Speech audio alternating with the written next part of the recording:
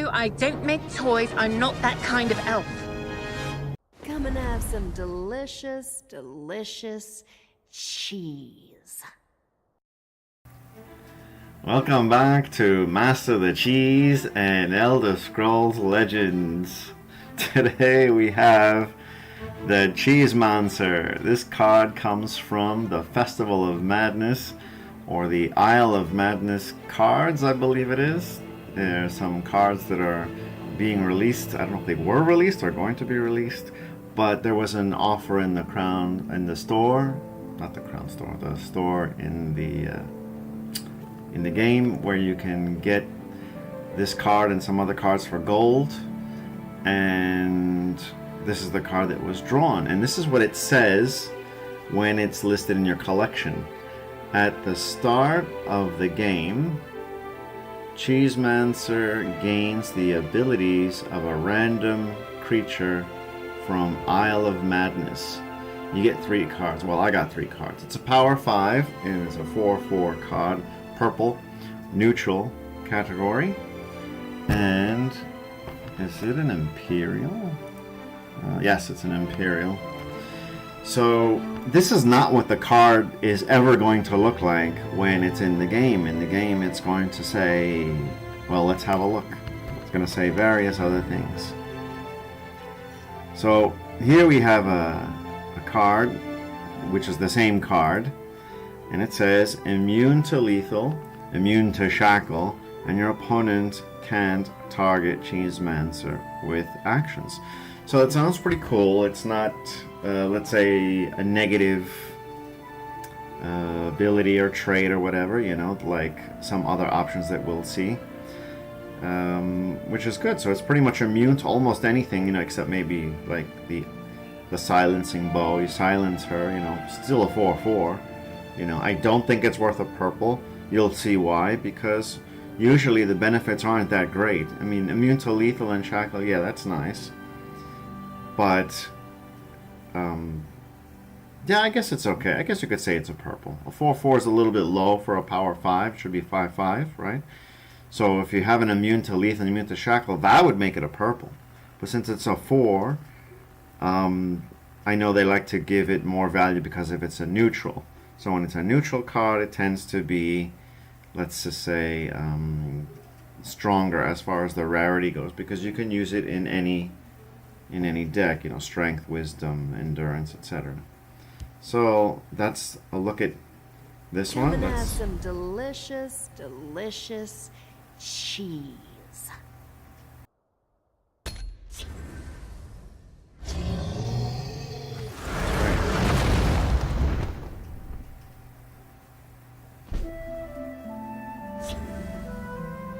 Okay, must not have heard it.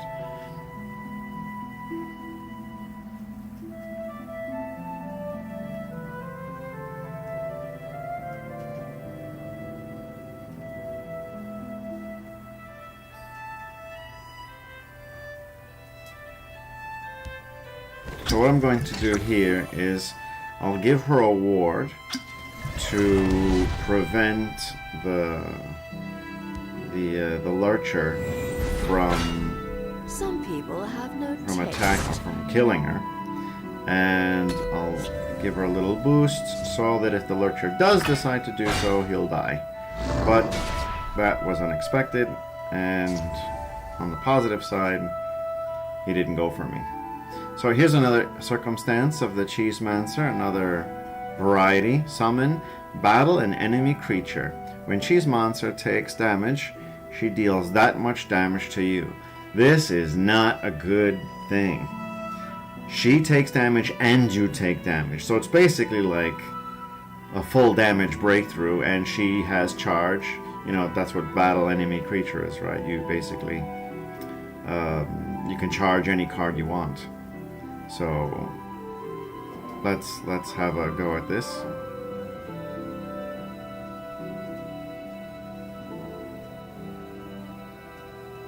Cheesy. Gain. Some people have no taste. I am defeated. This is yours now. Okay. So here is yet another instance of the Cheesemancer. only one creature in this lane can attack each turn. That is pretty straightforward. If we were to put her here in the right lane, let's say over the harpy, then only one of our 4 cards can attack. I'm not sure if it's in the turn that she's placed as well, but we can perhaps find that out in a future video. A little addition to the CHEESEMancer cards. We have this amazing card here, which is, let's say, a version of the CHEESEMancer, one of the versions we found. Draw an item of your choice from your deck. That is amazing. It might not be like Lanith, where you can draw any card from your deck, but this is an amazing option. Of all the ones, this is I would say this is the best one, where you can draw any item. You could draw Shackle, you could draw Lethal. I mean, you know, if you have a CHEESEMancer in your let's say in your items deck, you know, if you have one of those decks for items, this would be a great, hopefully, you know, because it's random, hopefully you get this option. It seems to be the least common from what I've encountered so far in my, I don't know, 30 or 40 varieties that I've seen. I've only seen the ones that I've shown you here today. So, a little bit of addition there. Hope you liked our little demonstration of the variations of the CHEESEMancer, the Imperial Neutral card from the Isle of Madness, from the Festival of Madness. We have also Twitter and Twitch, which you can follow. You can subscribe to us here. It's free to do so. We subscribe to everyone back as well. Also follow everyone back as well. If you have any comments, or if you have different cards, I don't know if there's other cards, or if everyone was offered the same CHEESEMancer card. So yeah, leave a comment below if you got any other variations of the Festival of Madness cards. It would seem, because of the title, Festival of Madness card, it would seem that this might be the only one, and it gives us kind of a look at what the other cards might have as far as traits go, if there are other ones. Who knows? So hope to see you all soon, and as always, have fun. Cheers.